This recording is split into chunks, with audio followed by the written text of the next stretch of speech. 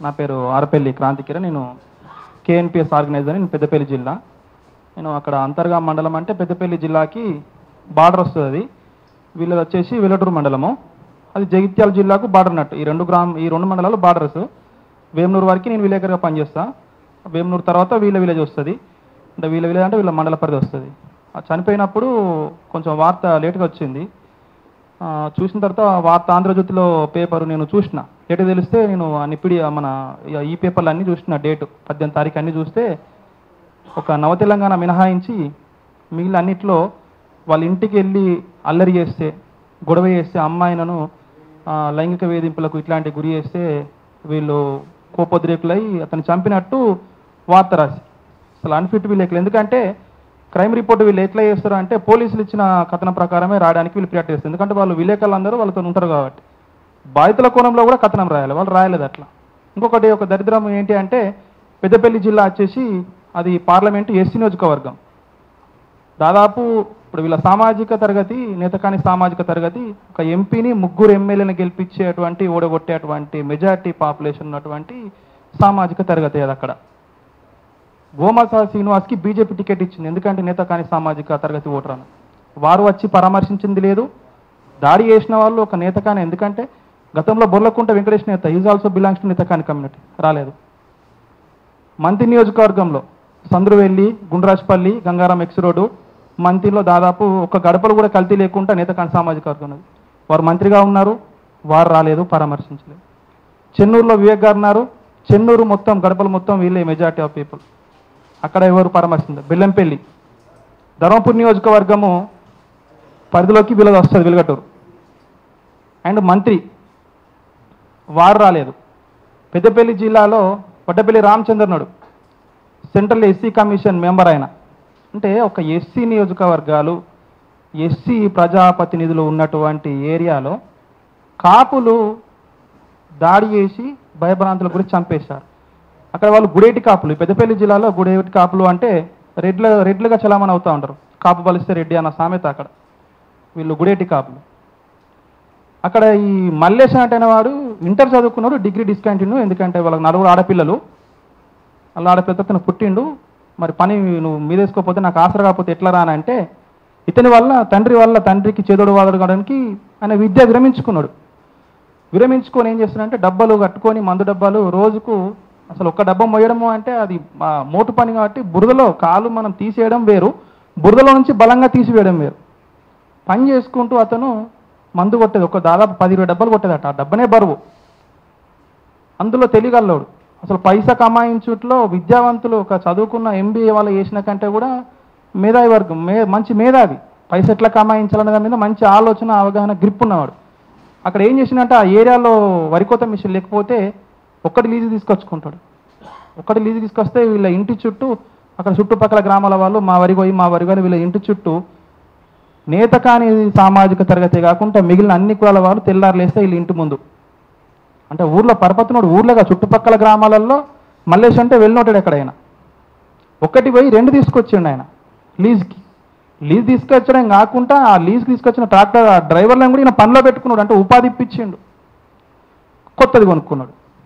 ఎవరితో సాధ్యం? భూస్వాములకు, ఆసాములకు ఒక వరికోత మిషన్ కొనుక్కోవడం సాధ్యం. దాదాపు 40 లక్షలు 50 లక్షల రూపాయలు ఆయన మిషన్ కొన్నాడు. తర్వాత పరిణామాలు వీళ్ళ పొలంలో ఆయన వరిగొస్తాడు. వరిగొస్తే ఆ పిల్ల పరిచయం అయింది రాజిరెడ్డి, మల్లారెడ్డి వాళ్ళకు. రాజిరెడ్డి తమ్ముడు మల్లారెడ్డి, చనిపోయిన మల్లేష్, హత్య గావించబడ్డ మల్లేష్ ఇద్దరు సమవయస్కులు. వాడు రెడ్డిలో పుట్టిండు, ఈయన ఎస్సీ కులంలో పుట్టిండు. కానీ వాడికి ఈయనకు పోలిక లేదు. అసలు ఇక్కడనే స్టార్ట్ అయింది మల్లారెడ్డి. అసలు రాజారెడ్డి, మల్లారెడ్డి వీళ్ళతో పాటు దమ్మన్నపేట చంద్రయ్య ఇప్పుడు ఏం చేసిండు? ఊర్లో పలకబడి ఉంది. ఈ పిల్ల లవ్ చేసింది. ఆ పిల్ల ఏందాక డబ్బులు తీసుకోవడం మొదలుపెట్టింది. దాదాపు 5 లక్షల రూపాయలు పిల్ల తల్లికి ఇచ్చిండు చిట్టి లిఫ్ట్ చేసి. వీళ్ళు అడుగుతారు లిఫ్ట్ ఎందుకు చేస్తున్నావు అంటే పని ఉంది అని చెప్పేసి. ఇది కాక ఊర్లో మల్లేసు ఏ ఇంట్లో పోయినా, యాదవ్ ఇంట్లో అడిగిపోయినా, కాపులిళ్ళల్లో పోయినా, కాపిళ్ళల్లో కూడా గౌన్లిళ్ళలో పోయినా, మాదిగిళ్ళల్లో పోయినా, మాలిళ్ళల్లో పోయినా మల్లేసు డబ్బులు అడిగితే 1-2 గంటల డబ్బులు పుట్టేది. 1 లక్ష రూపాయలు పుట్టేది. 20 లక్షల అప్పు మల్లేష్కు పుట్టింది అంటే మల్లేష్ ఎక్కడ కూడా ఎవ్వరి మీద ఆయన వేధింపులకు గురి చేయలే. మల్లేష్ నిజంగా అతను ప్రేమించిన అమ్మాయి ఆ రాజరెడ్డి బిడ్డను తప్ప ఆయన ప్రేమించలే. జులై అయితే అల్లరి చిల్లర అలవాట్లు ఉండేది ఉంటే ఇంతకుముందు బాధితులు ఉండాలి, గతంలో నేర చరిత్ర ఉండాలి. ఇప్పటికీ నేర చరిత్ర లేదు. నేర చరిత్ర రాజరెడ్డి మల్లారెడ్డి కుటుంబంలో నేర చరిత్ర ఆయనకు క్రియేట్ చేసి పుట్టించబడ్డది. అక్కడ వాళ్ళ అమ్మ వాళ్ళ నాయన లేనప్పుడు అల్లునిగా ఆహ్వానించి స్వీకరించి వాళ్ళ ఇంటికి పిలుస్తుంది. ఎవరు? రాజరెడ్డి భార్య. ఈ పిల్ల తల్లి మల్లేష్ని పిలుస్తుంది.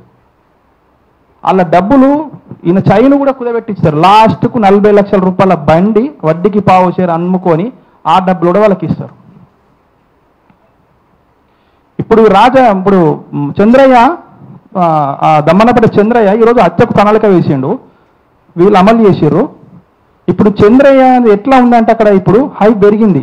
వీళ్ళతో పెట్టుకుంటే ఇప్పుడు కనబడకుండా మనిషిని చంపేస్తారు అనేది. ఇప్పుడు ఇదే మనం ప్రాథమికంగా మనం ఇప్పుడు ఫైనలైజ్ చేసి ఆ దమ్మన్న గూట చంద్రయ్యను మనం బయట తీయకపోతే రేపటి దినాల ప్రజలు ఇప్పుడు ఆధిపత్య కులం, ధనిక వర్గ కులం, భూస్వాములు, రెడ్లు, ఇప్పుడు మిగిలిన ప్రజానికం వాళ్ళకి భయపడుకుంటూ ఉంటారు. అక్కడ అంటే వీరు ఇంత వేసినా ఇంత ఉన్నా కానీ వీళ్ళు పేరు బయటికి రాలే, ఊరు బయటికి రాలే, ఏం రాలే.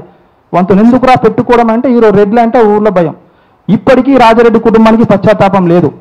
వాళ్ళు మల్లేష్ ప్రాణానికి ఎంత వెలగట్టారు అంటే 1 ఎకరం భూమి వెలగట్టారు. 30 లక్షలు అమ్ముకున్నా నా కొడుకుని బయటకు తీసుకొస్తా, కానీ ఒక ప్రాణం పోయిందనేది లేదు.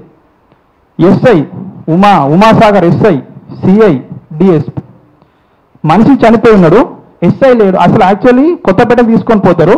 ఇప్పుడు కొంచెం చాను మల్లేశ్వరం రోడ్డు దగ్గర చాను వీళ్ళని గ్రహిస్తాడు.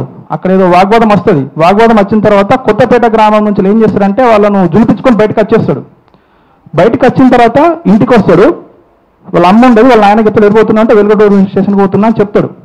పోయిన తర్వాత ఎస్ఐ అక్కడ ఉండడు. ఎస్ఐ లేడు, నువ్వు మళ్ళీ రా అంటే అట్రాసిటీ కేసు ఉంది, పెట్టిండు. తెల్లారితే పేషీ ఉంది, అక్కడ హియరింగ్ పోవాలి, స్టేషన్కి పోయిండు.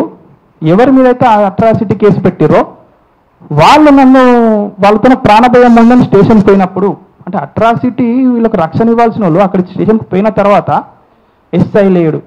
ఎస్ఐ లేకపోతే ఏఎస్ఐ ఉంటాడు, హెడ్ కానిస్టేబుల్ ఉంటాడు. ఒక కానిస్టేబుల్ 10 మందికి సమానం అన్నప్పుడు మల్లేష్ని అక్కడనే ఉంచుకొని వీళ్ళకి ఫోన్ చేసి పిలిపించిన, భయపట్టించిన పో. కానీ స్టేషన్లకు వెళ్ళి బయటికి వస్తే దొరకబట్టుకోవాలన్నది, నేరం చేయాలన్నోడు, చంపాలనుకున్నాడు స్టేషన్ పరిధిలో చేయడు. ఆధారాలు లేకుండా చేయడం నేరస్తుని సైకాలజీ ఏంది, ఆధారాలు లేకుండా చేయడం. కానీ 100 రకాల ఎవిడెన్స్లో చేస్తారు. కానీ ఇక్కడ జరిగింది స్టేషన్ పరిధిలో స్టేషన్కు ప్రీమిసెస్ ఏరియాలోనే ఈరోజు హత్య చేసిండు అంటే స్టేషన్ ముందు అయినా కానీ భయపడుకుంటా అక్కడ అదే ఎవిడెన్స్. ఇప్పుడు స్టేషన్ పరిధిలో చేసిరు అని అంటే వీళ్ళు ముందస్తుగా వీళ్ళు టైఅప్ కాలేదన్నట్ట. అంటే కాంగ్రెస్ బలమా, రేపు మల్లారెడ్డి దమ్మన్నపేట చంద్రయ్య బలమా? వీళ్ళు బలం సమకూర్చిరు. ఈరోజు సమకూర్చినాక చనిపోతాడు, అక్కడనే పొడుస్తారు. వాళ్ళు వీళ్ళు అడిగితే ఏం చేసిండే లైంగిక వేధింపులకు గుర్తు చేసిండు, ఇంటి మీద దాడి చేసిండు. యాక్చువల్లీ సర్పంచ్ మేమందరము మేమందరం మా ఊరు పోయినప్పుడు సర్పంచ్ వచ్చిండు. సర్పంచ్లు ఇస్తే వాడు నాకు ఫోన్ చేసిండు, 1 గంటకు నాకు ఫోన్ చేసిండు. వాడు ఏదో కొంచెం ఆగరాగాబరా మాట్లాడుతున్నాడు అని చెప్పిండు. కానీ స్టేషన్కి పోతున్నా ఇట్లా అంటే ఏరా నువ్వు వాళ్ళ ఇంటి లొలి చేసినావా, వాళ్ళు లొలి చేసినావు అంటున్నా. అన్న నేను కొత్తపేటలో ఉన్నా, వాళ్ళ ఇంటికి పోయింది నాకు తెలియదు, నేను పోలేదు అంటే అప్పటికి ఏం చేసిండు, కొత్తపేటలో తప్పించుకొని వచ్చిన తర్వాత మా ఇంటికి వచ్చి గొడవ చేసిండు, మేము కొట్టినాం అనగానే ఊర్లో ప్రచారం చేశారు తెలివిగా. అంటే రౌడీ షీట్ ఓపెన్ చేయడానికి అక్రమ కేసులు, అక్రమ నేరాలు బనాయించబడ్డాయి ఈరోజు మల్లేష్ మీద.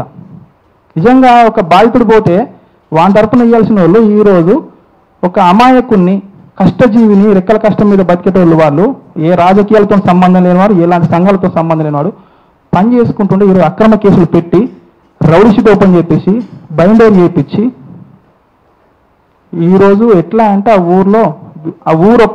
ఊర్లో అందరూ 90% ఆఫ్ పీపుల్ వీళ్ళ కుటుంబానికి పాజిటివ్ ఉన్నారు, వాడే తప్పిరని.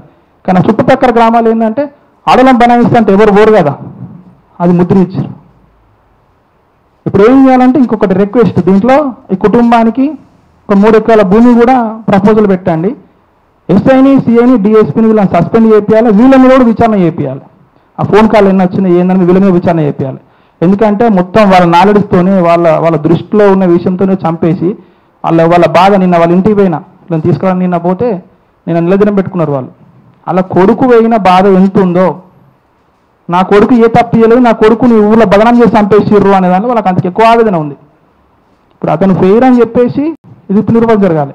అక్రమ కేసులు బనాయించడం కూడా ఎస్సీ ఎస్టీ అట్రాసిటీ యాక్ట్లో ఉంది కాబట్టి అక్రమ కేసులు బనాయించిన ఎంఆర్ఓనే కావచ్చు, బైండరేషన్ ఎంఆర్ఓనే కావచ్చు, ఇంతకుముందు నా ఎస్ఐ మేడమే కావచ్చు, తప్పుడు నివేదికలు తప్పుడు విచారణ చేసిన వీళ్ళందరూ కూడా అట్రాసిటీ నాన్ ఎస్సీ ఎస్టీ ఎవరు వాళ్ళందరి మీద ఎస్సీ ఎస్టీ అట్రాసిటీలు ఇప్పుడు అప్లై చేయాలి వీళ్ళందరి మీద. ఇక్కడ చుట్టుపక్కల గ్రామాల్లో కూడా వీళ్ళ బంధుబలగం అంత ఎక్కువ ఉంది, వీడు ఇట్లా చేసిన అట్లా చేసిన అని ఏది చేయలేదు. ఈరోజు వాడు కష్టజీవి బలాఢ్యుడు, ఊర్లో తెలియపరుడు, ఎక్కడ పోయినా పరపతున్నది. ఇది సహించని ఓర్వలేనోడు ఎవడంటే మల్లారెడ్డి, వీనికి సమవయస్కుడు, వీడు రెడ్డి, వీనికి అంత పరపతి లేదు, వీడు కష్టం చేసే పని సక్తం లేదు వీడికి.